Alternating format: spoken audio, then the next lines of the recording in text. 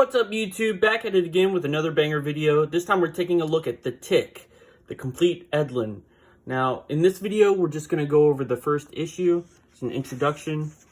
But these are the original comics that Ben Edlin had created. So, there have been a lot of, reinterpretations and reboots of the story. These are the original stories. So, we're going to start off. This is the table of contents. It has, the first sketch of the Tick.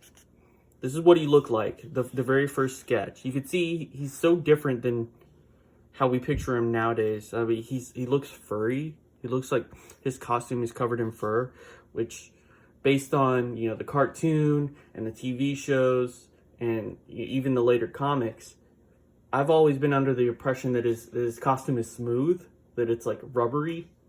But no, I mean, it's clear here that it's some type of fur. This was his first appearance on a cover of a comic. So he's down there in the corner box. This is the first story. I think this was in that comic. And it's just a 3-pager. This basically gets redone in issue 1. Then this is like the character profile. And then this is where issue 1 actually starts. He made an appearance in that promotional comic before, let's see, what was it called? The New England Comics Newsletter. This is his first standalone book. And you can see he looks much more like what we think of as the Tick. But if you look closely, you can still see he still is covered in fur. I mean, in small places. It's toned down a lot from that first sketch, but it's still there. So we start off the story. He's in a straitjacket in some sort of a state hospital, and he decides that he craves adventure. So he breaks out, and he says the city needs him. That's what they call the place where he lives. It's never specified what city. It's just the city. It's just a vague city that the Tick patrols. A lot of these elements from this story are adapted beat for beat in the cartoon or the shows.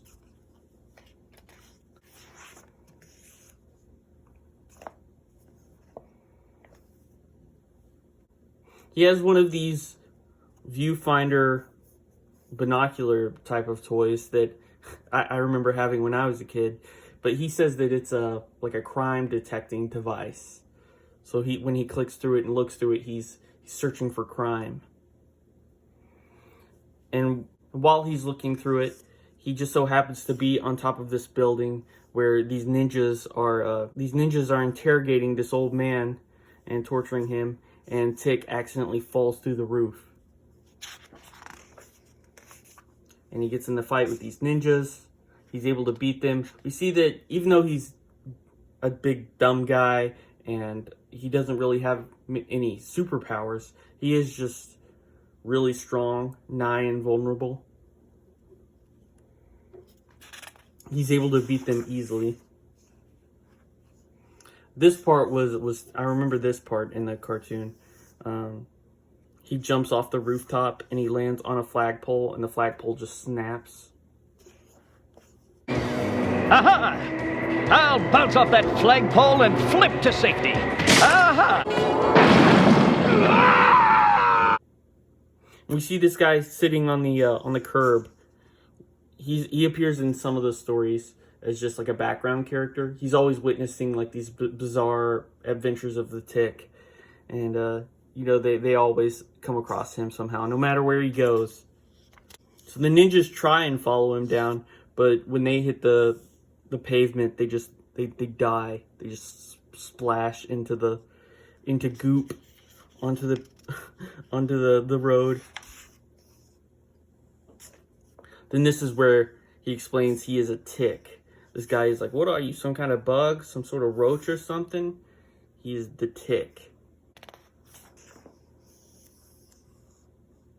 And on this page, we get our first hint of Arthur. The first appearance. He's very tiny up in the corner of that panel. But he'll make his appearance much later on. And we get this reference to that famous painting of the diner. This was also in the cartoon, I believe. He says, "You're a tick? Ticks drink blood." And he's like, "Yeah, I drink blood." The guy says, "I don't believe you." And the tick says, "I got a straw right here, pal." Yeah, right. Look, I got a straw right here, pal. You want a demonstration? So he starts breathing through the straw, and he's not getting enough air, so he gets woozy, and he passes out. And on the next page, when he wakes up, he's on the train tracks. So somehow, in his sleep, he moved from that diner to the subway. And we see this guy, this Clark Kent, stand in, and he sees this this guy passed out on the train tracks. He decides he has to help him. We also see a ninja in the background. Oftentimes in these early issues, you'll see a lot of ninjas in the background.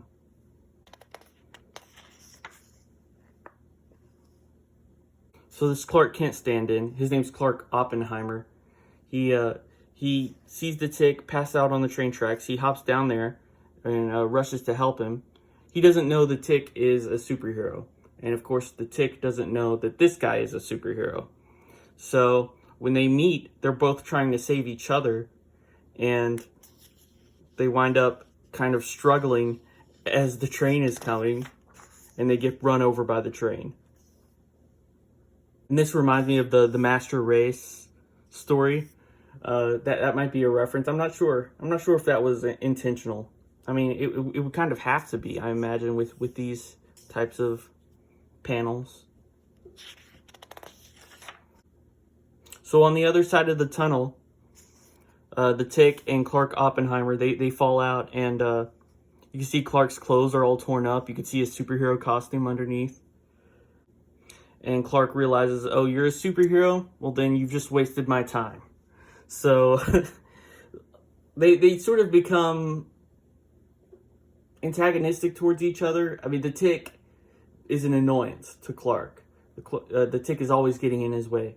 Before Arthur enters the story, it's the Tick and Clark Oppenheimer, really. That's the dynamic of these early stories. Then we get a how to draw the Tick tutorial.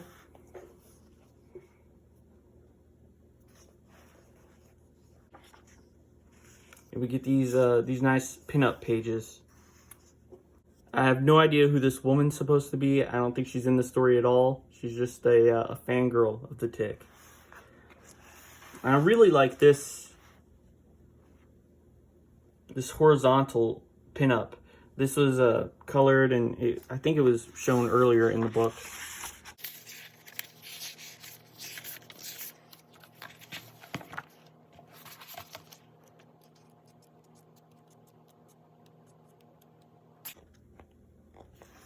Yeah, on the very first page. You see, it's still black and white, but you can tell they did some coloring on it. But here's the black and white version. And that's Tick number 1. Come back next time for Tick part 2. And as we go on, you'll see the Tick kind of develop. You know, he's a character that isn't really fully formed on his first appearance. Like, he's not at his most tickiest when he first shows up. But we'll see probably by, I would say, chapter 4. I mean, he is, like, fully developed. And when Arthur comes into the story, that's when it really matches, like, what we think of as the Tick. And I think the people who made the cartoons and the live-action shows, I think they recognize that, like, okay, this is where the story starts to get good. Because Arthur's always in every adaptation now. So thanks for watching. I'll see you next time, and don't forget to hit like and smash that subscribe button. Thanks. Bye.